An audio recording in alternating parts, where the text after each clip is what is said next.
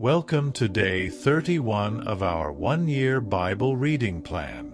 Today, we're diving into Exodus 20 and 21st, where God gives the Ten Commandments, laying the foundation for His people. In Matthew 21, verses 33 to 46 and 22, 1 to 14, Jesus shares powerful parables about the kingdom of God and the importance of responding to His invitation.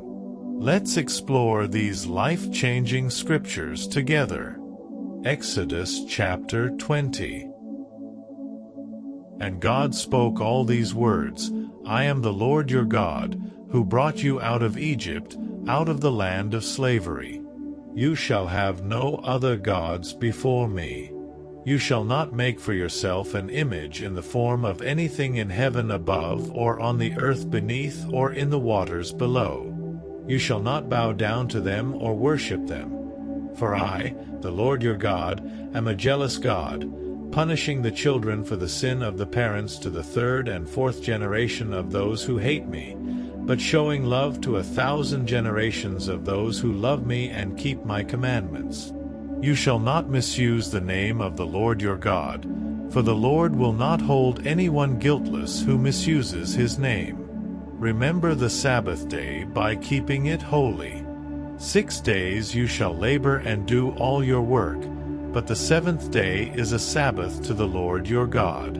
On it you shall not do any work, neither you, nor your son or daughter, nor your male or female servant, nor your animals, nor any foreigner residing in your towns. For in 6 days the Lord made the heavens and the earth, the sea, and all that is in them, but He rested on the seventh day. Therefore the Lord blessed the Sabbath day and made it holy. Honor your father and your mother, so that you may live long in the land the Lord your God is giving you. You shall not murder. You shall not commit adultery. You shall not steal. You shall not give false testimony against your neighbor. You shall not covet your neighbor's house. You shall not covet your neighbor's wife, or his male or female servant, his ox or donkey, or anything that belongs to your neighbor. When the people saw the thunder and lightning, and heard the trumpet, and saw the mountain in smoke, they trembled with fear. They stayed at a distance and said to Moses, Speak to us yourself, and we will listen. But do not have God speak to us, or we will die. Moses said to the people, Do not be afraid. God has come to test you, so that the fear of God will be with you to keep you from sinning. The people remained at a distance, while Moses approached the thick darkness where God was. Then the Lord said to Moses, Tell the Israelites this, You have seen for yourselves that I have spoken to you from heaven. Do not make any gods to be alongside me. Do not make for yourselves gods of silver or gods of gold. Make an altar of earth for me, and sacrifice on it your burnt offerings and fellowship offerings, your sheep and goats and your cattle. Wherever I cause my name to be honored, I will come to you and bless you. If you make an altar of stones for me, do not build it with dressed stones, for you will defile it if you use a tool on it. And do not go up to my altar on steps, or your private parts may be exposed. Exodus chapter 21. These are the laws you are to set before them. If you buy a Hebrew servant, he is to serve you for 6 years. But in the 7th year he shall go free, without paying anything. If he comes alone, he is to go free alone. But if he has a wife when he comes, she is to go with him. If his master gives him a wife, and she bears him sons or daughters, the woman and her children shall belong to her master, and only the man shall go free. But if the servant declares, I love my master and my wife and children, and do not want to go free, then his master must take him before the judges. He shall take him to the door or the doorpost and pierce his ear with an awl. Then he will be his servant for life. If a man sells his daughter as a servant, she is not to go free as male servants do. If she does not please the master who has selected her for himself, he must let her be redeemed. He has no right to sell her to foreigners, because he has broken faith with her.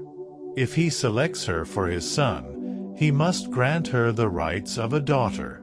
If he marries another woman, he must not deprive the first one of her food, clothing, and marital rights. If he does not provide her with these three things, she is to go free, without any payment of money. Anyone who strikes a person with a fatal blow is to be put to death.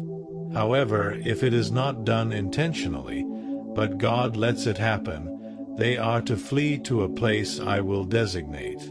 But if anyone schemes and kills someone deliberately, that person is to be taken from my altar and put to death. Anyone who attacks their father or mother is to be put to death. Anyone who kidnaps someone is to be put to death, whether the victim has been sold or is still in the kidnapper's possession. Anyone who curses their father or mother is to be put to death. If people quarrel and one person hits another with a stone or with their fist and the victim does not die but is confined to bed, the one who struck the blow will not be held liable if the other can get up and walk around outside with a staff. However, the guilty party must pay the injured person for any loss of time and see that the victim is completely healed. Anyone who beats their male or female slave with a rod must be punished if the slave dies as a direct result, but they are not to be punished if the slave recovers after a day or two, since the slave is their property. If people are fighting and hit a pregnant woman and she gives birth prematurely but there is no serious injury, the offender must be fined whatever the woman's husband demands and the court allows.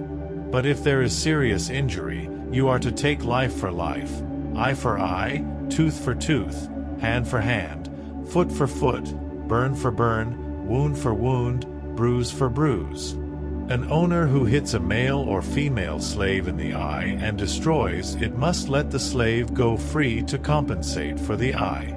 And an owner who knocks out the tooth of a male or female slave must let the slave go free to compensate for the tooth. If a bull gores a man or woman to death, the bull is to be stoned to death, and its meat must not be eaten.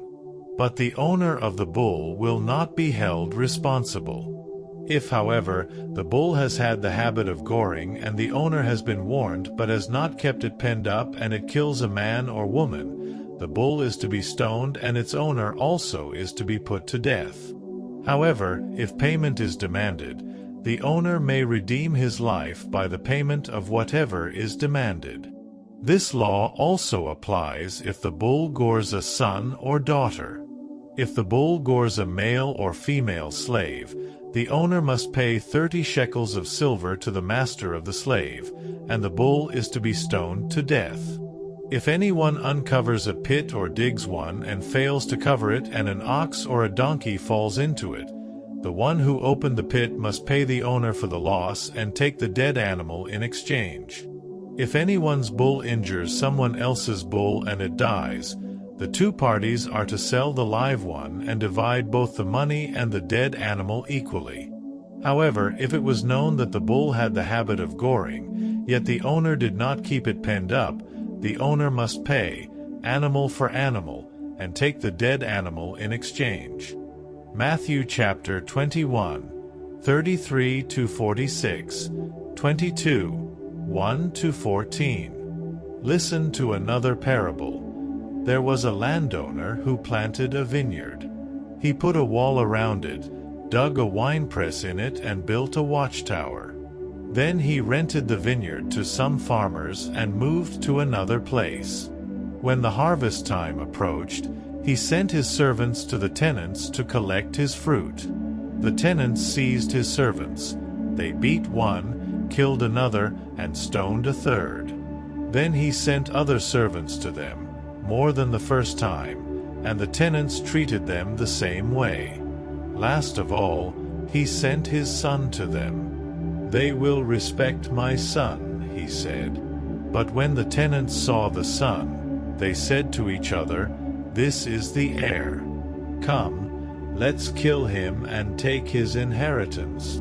So they took him and threw him out of the vineyard and killed him. Therefore, when the owner of the vineyard comes, what will he do to those tenants? "He will bring those wretches to a wretched end," they replied, "and he will rent the vineyard to other tenants, who will give him his share of the crop at harvest time." Jesus said to them, "Have you never read in the Scriptures, 'The stone the builders rejected has become the cornerstone'? The Lord has done this, and it is marvelous in our eyes? Therefore I tell you that the kingdom of God will be taken away from you and given to a people who will produce its fruit. Anyone who falls on this stone will be broken to pieces. Anyone on whom it falls will be crushed." When the chief priests and the Pharisees heard Jesus' parables, they knew he was talking about them. They looked for a way to arrest him, but they were afraid of the crowd because the people held that he was a prophet. Jesus spoke to them again in parables, saying, "The kingdom of heaven is like a king who prepared a wedding banquet for his son. He sent his servants to those who had been invited to the banquet to tell them to come, but they refused to come. Then he sent some more servants and said, 'Tell those who have been invited that I have prepared my dinner. My oxen and fattened cattle have been butchered, and everything is ready. Come to the wedding banquet.' But they paid no attention and went off, one to his field, another to his business. The rest seized his servants, mistreated them, and killed them. The king was enraged. He sent his army and destroyed those murderers and burned their city. Then he said to his servants, 'The wedding banquet is ready, but those I invited did not deserve to come. So go to the street corners and invite to the banquet anyone you find.'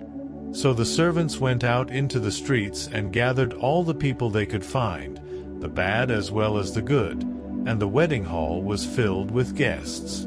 But when the king came in to see the guests, he noticed a man there who was not wearing wedding clothes. He asked, 'How did you get in here without wedding clothes, friend?' The man was speechless.